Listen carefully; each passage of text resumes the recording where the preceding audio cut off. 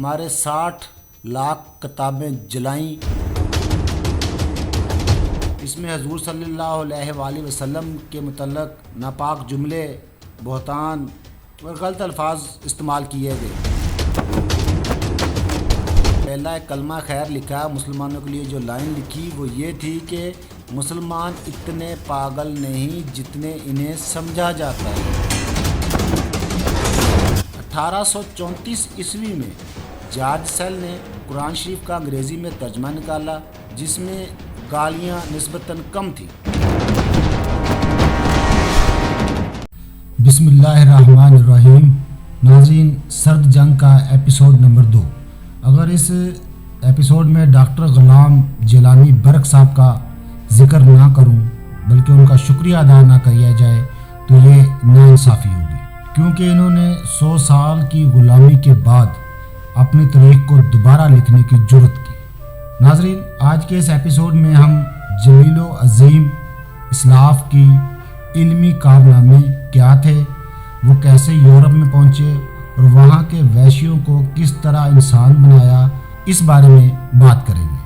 آپ نے وہ کہانی تو سنی ہوگی کہ ایک گڈریے کو، بھیڑے چارنے والے کو، جنگل میں شیر کا ایک بچہ مل گیا۔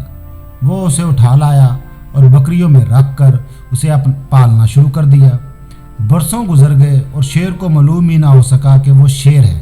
وہ بکری کی طرح مماتا، گھاس کھاتا اور شام کو باڑے میں آ کر آرام سے سو جاتا۔ ایک دن وہ ایک جھیل پر جا نکلا، پانی پینے کے لیے گردن بڑھائی تو اسے اپنا عکس نظر آیا۔ اس عکس میں اس نے دیکھا کہ میں تو شیر ہوں، میرے خد و خال ان سے نہیں ملتے، تو اس کے اندر جو شیر والی خاصیت تھی وہ جاگ اٹھی اور وہ بکریوں کو چیر پھاڑ کر جنگل میں چلا گیا۔ صحیح تاریخ جھیل کا وہ شفاف پانی ہے جس میں قومیں اپنی اصلی خد و خال دیکھتی ہیں۔ موکار قوموں کا یہ دستور ہے، جب کسی بھی قوم پہ سیاسی غلبہ حاصل کر لیتی ہیں تو اس کے ذہنوں کو مسخر کرنے کے لیے اس کی تاریخ بگاڑ دیتی ہیں اور اس کے انبیاء کو ساحر، اولیاء کو ٹھگ، سلاطین کو اوباش، علماء اور حکمہ کو جاہل لکھتی ہیں۔ ساتھ ہی اپنے بڑے بڑے لٹیروں اور چوروں کو ہیرو بنا کر پیش کرتی ہیں۔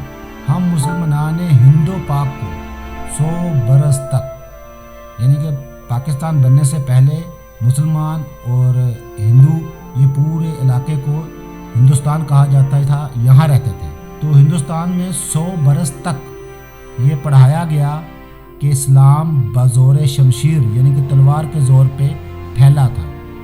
غزنوی لٹیرا تھا، اورنگزیب معتصب تھا اور محمد شاہ رنگیلا تھا کہ کلایو ڈک ٹرپن اور کیپٹن ڈیرک جیسے چور انسانیت کے سب سے بڑے محسن تھے۔ اس قسم کی خرافات آج بھی ان کتابوں میں موجود ہیں جو پاکستان کے پبلک سکولوں میں پڑھائی جا رہی ہیں۔ اس پر میں توبہ نعوذ باللہ ہی کہوں گا۔ یورپ میں کائنات کے محسن عظیم حضرت محمد صلی اللہ علیہ وسلم کے متعلق صدیوں یہ تاثر رہا کہ وہ ایک بت ہے جس کی اہل عرب عبادت کرتے ہیں۔ 1998 میں ناروچ یونیورسٹی کے ایک پروفیسر پروڈیوکس نے ایک کتاب شائع کی، دی نیچر آف امپوسٹر شائع کی۔ اس میں حضور صلی اللہ علیہ وآلہ وسلم کے متعلق ناپاک جملے، بہتان اور غلط الفاظ استعمال کیے گئے، کیونکہ ہمارے نبی کریم صلی اللہ علیہ وسلم ہمارے لیے ہماری جان و مال، عزت، ہر چیز سے بڑھ کر ہیں۔ تو اس خنزیر نے جو لکھا وہ میں نہیں بیان کر سکتا۔ 17ویں صدی کے آغاز میں کیمبرج اور آکسفورڈ نے عربی علوم کے شعبے قائم کیے، باقی یونیورسٹیوں نے تنقید کی، اور قبل ازاں صدیوں سے ابن ارشد، غزالی، سینا، رازی اور فارابی کے تراجم اٹلی، فرانس اور اسپین کی یونیورسٹیوں میں پڑھائے جا رہے تھے، لیکن حضور صلی اللہ علیہ وآلہ وسلم کے متعلق ایک بھی کلمہ خیر کسی عیسائی کی قلم سے نہیں نکلا تھا۔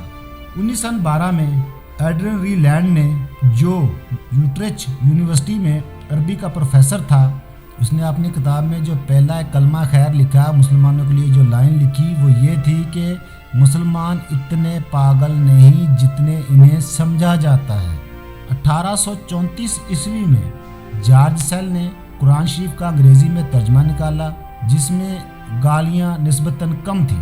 توبہ نعوذ باللہ، یہ لوگ اس حد تک گرے ہوئے تھے۔ کارائل غالباً پہلا عیسائی منصف ہے جو حضور صلی اللہ علیہ وسلم کی انقلابی شخصیت سے متاثر ہوا۔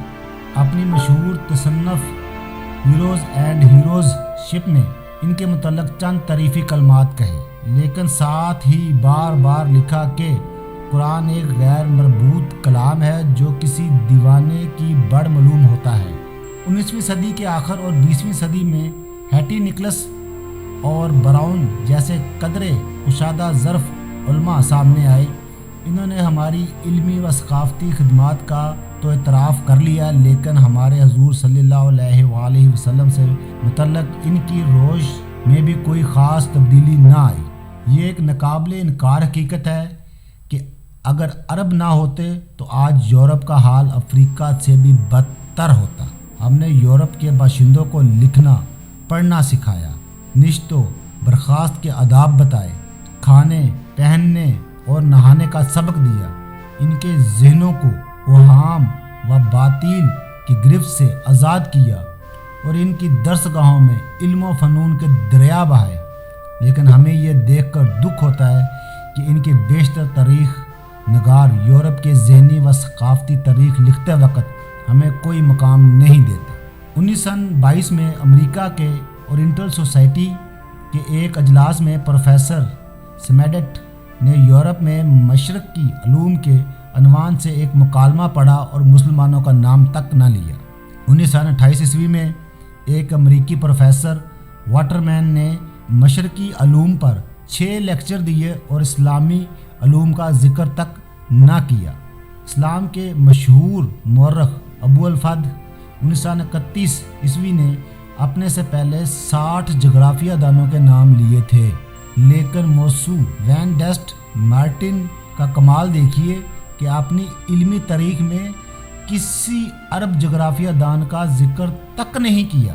کیمبرج میڈیو ہسٹری 5000 صفحات کی ایک مبسوط تاریخ ہے جس میں اسلام کی 1400 سالہ سیاسی، علمی اور ثقافتی تاریخ کو صرف 25 ورق دیے گئے ہیں۔ جیمز ہیٹری رابنسن کی تاریخ میڈیو اینڈ ماڈرن ٹائمز 800 صفحات پر مشتمل ہے اور مشرق اور مغرب کی درسگاہوں میں بطور نصاب رائج ہے، لیکن اس میں اسلام کا کوئی ذکر نہیں۔ یہ ایک تحقیق ہے کہ مسلمان بارود، کتب نما، الکحل، اینک اور دیگر 20 اشیاء کے موجد تھے، لیکن مورخین یورپ نے عربوں کی ہر ایجاد اور ہر انکشاف کا سہرا اپنے سر باندھ دیا۔